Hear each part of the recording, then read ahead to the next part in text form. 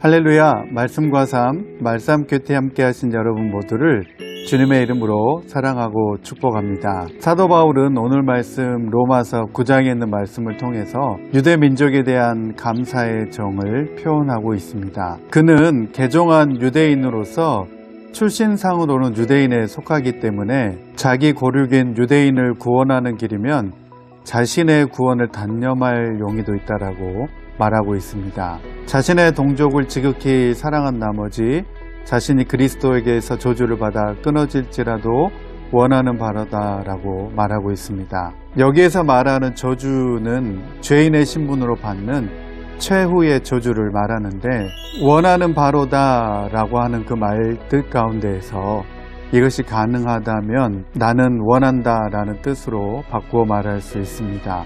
이것은 사실상 불가능한 소원으로 자신의 동족을 지극히 사랑한 나머지 말하고 있는 그 간절함 때문이었습니다. 이러한 바울의 기도는 자신의 동족을 지극히 사랑했기 때문에 중보했던 모세의 기도를 떠오르게 합니다.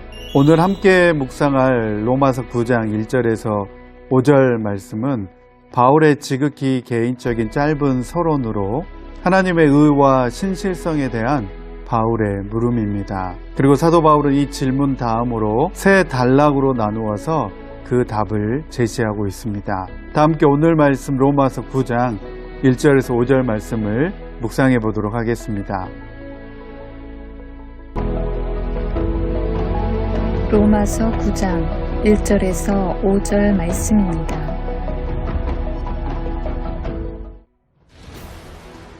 나는 그리스도 안에서 참말을 하고 거짓말을 하지 않습니다.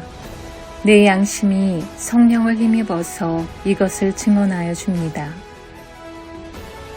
나에게는 큰 슬픔이 있고 내 마음에는 끊임없는 고통이 있습니다.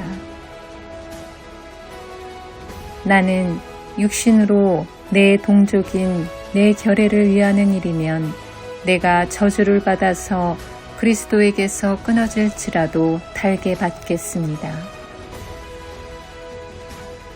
내 동족은 이스라엘 백성입니다. 그들에게는 하나님의 자녀로서의 신분이 있고 하나님을 모시는 영광이 있고 하나님과 맺은 언약들이 있고 율법이 있고 예배가 있고 하나님의 약속들이 있습니다. 족장들은 그들의 조상이요 그리스도도 육신으로는 그들에게서 태어나셨습니다. 그는 만물 위에 계시며 영원토록 찬송을 받으실 하나님이십니다. 아멘.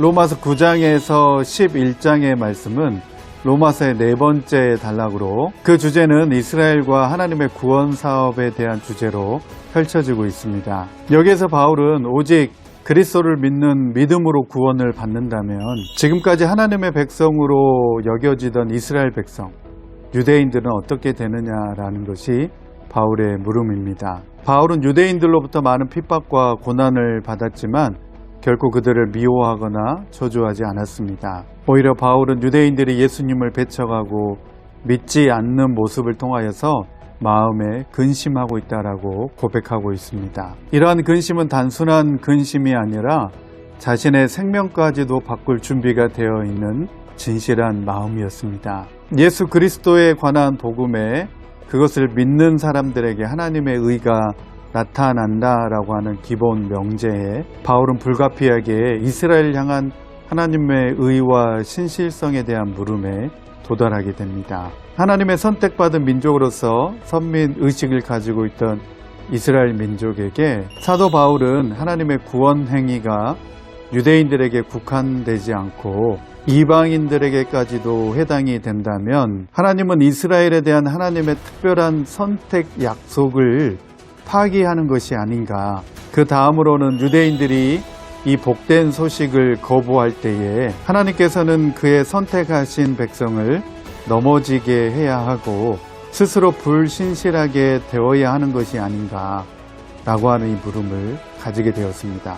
사도 바울은 로마서 9장의 말씀을 시작하면서 이렇게 짧게 자신의 개인적인 서론으로 시작을 하게 됩니다. 하나님의 의와 신실성에 대한 이 물음 다음에 세 가지 단락으로 그 답을 제시해 가고 있습니다. 첫 번째는 하나님의 주권적인 관점과 두 번째는 믿지 않는 이스라엘의 상황과 세 번째는 신학적인 문제들을 다루어 나가고 있습니다. 바울은 왜 이렇게 자신의 동족 이스라엘에 대하여서 안타까운 마음을 가지게 되었을까요?